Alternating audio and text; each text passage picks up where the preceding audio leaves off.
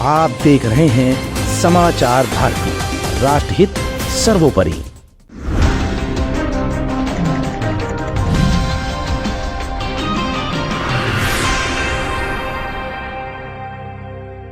राहुल गांधी नीतीश कुमार के नक्शे कदम पर चले डिप्टी सीएम केशव प्रसाद मौर्य योगी के माथे पर ला दिया पसीना। लोकसभा चुनाव 2024 से पहले केशव प्रसाद का आया बड़ा बयान, जातिगत जनगणना को लेकर कह दी इतनी बड़ी बात, बढ़ गई बीजेपी की मुश्किल, बिगड़ गए हालात। पहले विपक्ष का दबाव था बीजेपी पर, अब खुद के दबाव से ही दब गई बीजेपी। क्या बीजेपी ले लेगी केशव पर फैसला? उत्तर प्रदेश में बीजेपी के अंदर ही शुरू हुई नई राजनीति, अब क्या होगा बीजेपी का अंजाम? लोकसभा चुनाव से पहले जातिगत जनगणना एक ऐसा मुद्दा बनता जा रहा है जिसने आग में घी का काम किया है। इस मुद्दे को राहुल गांधी ने जितनी तेजी से उठाया और बिहार के सीएम नीतीश कुमार ने जातिगत जनगणना में पहला नंबर हासिल कर लिया, तब से ये मुद्दा और भी ज्यादा विपक्ष को हथियार के रूप में मिल चुका है। भारतीय जनता पार्टी इस मुद्दे पर मौन सी बैठी हुई है। आखिर बीजेपी के किस नेता ने इतनी बड़ी बात कहकर भाजपा की ही बोलती बंद कर दी? आज समाचार भारती आपको ये दिखाएगा भी और बताएगा भी।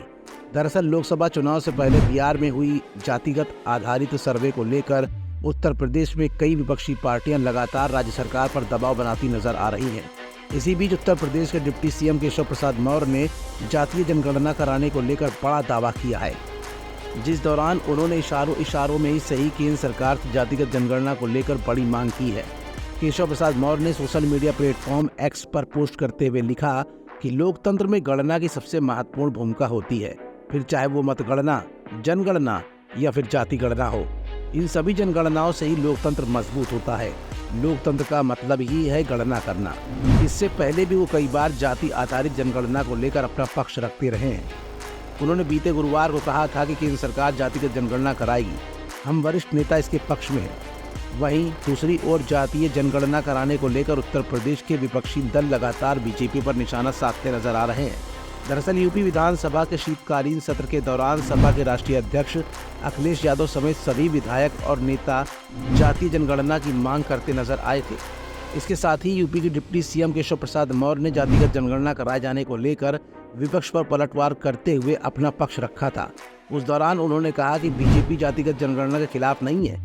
इस दौरान उन्होंने कहा कि जातिगत जनगणना की बात करने वाले सपा, बसपा, कांग्रेस और अन्य राजनीतिक दलों ने सत्ता में रहते हुए कभी भी पिछड़े वर्ग के साथ कोई भी न्याय नहीं किया। जिस तरह से विपक्ष जातिगत जनगणना को लेकर बीजेपी पर दबाव बना रहा है, ऐसे में उत्तर प्रदेश के डिप्टी सीएम केशव प्रसाद मौर्य का जातिगत जनगणना के समर्थन में बयान आना कहीं न कहीं विपक्ष को और भी अधिक मजबूती देता दिख रहा है। तो वहीं लोकसभा चुनाव 2024 से पहले बीजेपी के लिए भी ये चिंता की लकीरें खींच देगा।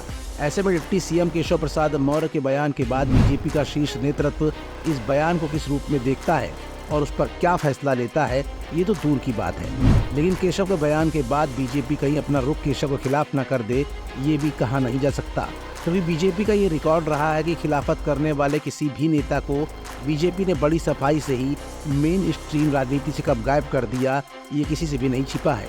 समाचार भारती के लिए सहयोगी दीपक कुमार और मनीष गुप्ता के साथ अदिति मिश्रा की स्पेशल रिपोर्ट।